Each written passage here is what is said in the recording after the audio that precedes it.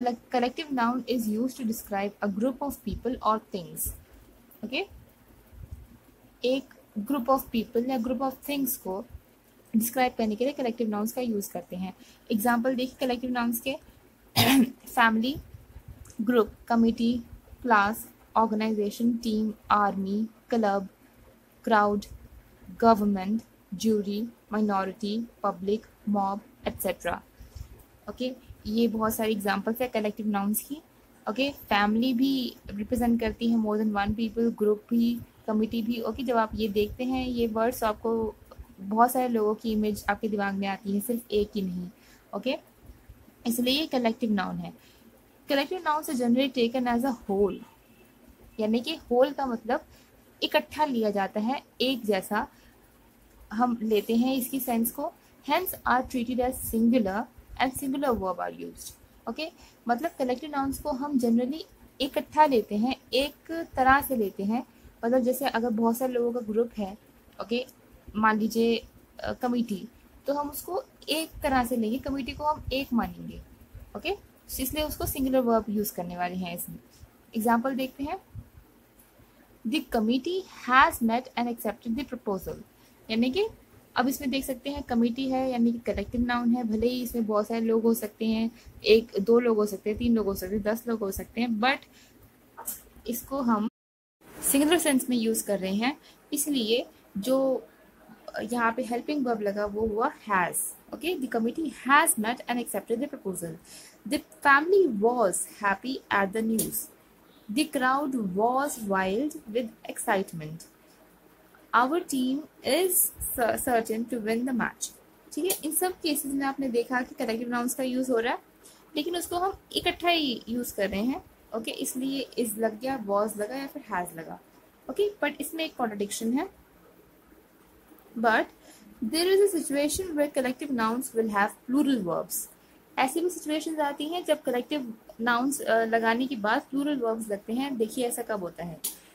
A collective noun is treated as plural when the group it names is considered to be made up of individuals. Because members of the group can act on their own, the verb is considered plural. Okay? अब देखिए कभी कभी ऐसी ही sense बनेगी sentence में जब आप किसी ग्रुप की बात कर रहे हैं, लेकिन उस ग्रुप में जो लोग हैं वो डिफरेंट तरीके से एक्ट कर रहे हैं. वो एक एज अ होल एक सेंस में वो बात अपनी नहीं कर रहे हैं, अपने एक्शंस को नहीं कर रहे हैं, डिफरेंट तरीके से कर रहे हैं. अब जब ऐसा हो गया, जब सब इक्वल नहीं है, सब एक जैसे नहीं है और सबको हमने डिफरेंट तरीके से रेफर करना है, तो ऑब्वियसली जो वो करेक्टिव नाउन है वो मोर देन वन सेंस में रिप्रेजेंट कर रहा है लोगों को, राइट? इसीलिए जो उसमें वर्ब लगेगा वो हो जाएगा प्लूरल. ओके, जब जो ग्रुप में जो मेंबर्स हैं वो act on their own, when they act on their own. Okay, जब वो इंडिविजुअल्स की तरह इंडिविजुअल्स की भूमिका निभा रहे हैं. ओके, भीड़ में आप भीड़ का हिस्सा हैं, भीड़ एक इकलौती चीज़ है, बट अगर आप सब इंडिविजुअल्स बन गए तो वो भीड़ नहीं रही, वो आप सब इंडिविजुअल्स बन गए, आप मतलब आप बहुत सारे हो गए. ठीक है, इन दोनों में डिफरेंस है. एग्जाम्पल्स देखते हैं. The play's cast are rehearsing their lines. अब इसमें देखिए कास्ट है, कलेक्टिव नाउन है, राइट? बट अब आप देखें कि ये काम क्या कर रहे हैं. They are rehearsing the lines, their lines. Okay, अब आप सोच सकते हैं खुद ही कि जब हम रिहर्स करते हैं तो अपनी लाइन्स को खुद ही करते हैं, राइट? और सबकी एक ही लाइन तो नहीं होगी, राइट?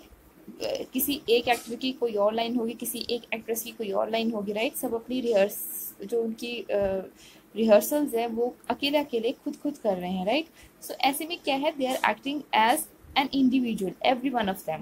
Okay, so इसलिए जो यहाँ पे helping verb लगा वो हो गया are. The plays cast are rehearsing their lines. Okay, you have to check every time जब corrective nouns लगेगा आपको चेक करना पड़ेगा कि ये individuals की तरह काम कर रहे हैं या भीड़ की तरह काम कर रहे हैं. Okay, the jury often have different reactions to the evidence they hear.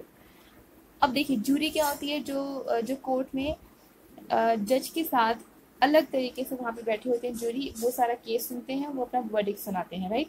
So jury जब अपना फैसला सुनाती है तो वो एक भीड़ की तरह काम करती है, क्योंकि वो फैसला यूनानिमस होता है, राइट? अगर एक ही फैसला निकल के आया इसका मतलब वो भीड़ इकट्ठा होके कुछ फैसला सुना रही है तो उसमें हम एक गिनेंगे। लेकिन अब रिएक्शंस की बात हो रही है, अब रिएक्शंस सबके सेम नहीं हो सकते, इसमें तो बोल भी दिया है कि डिफरेंट रिएक्शंस है। The jury often have different reactions. Okay, मतलब अब ये इंडिविजुअल्स की तरह काम कर रहे हैं, इसलिए ये हैव आ गया। ओके, आपको समझ में आना चाहिए, ये मतलब एक बड़ी अच्छी सी एग्जाम्पल है।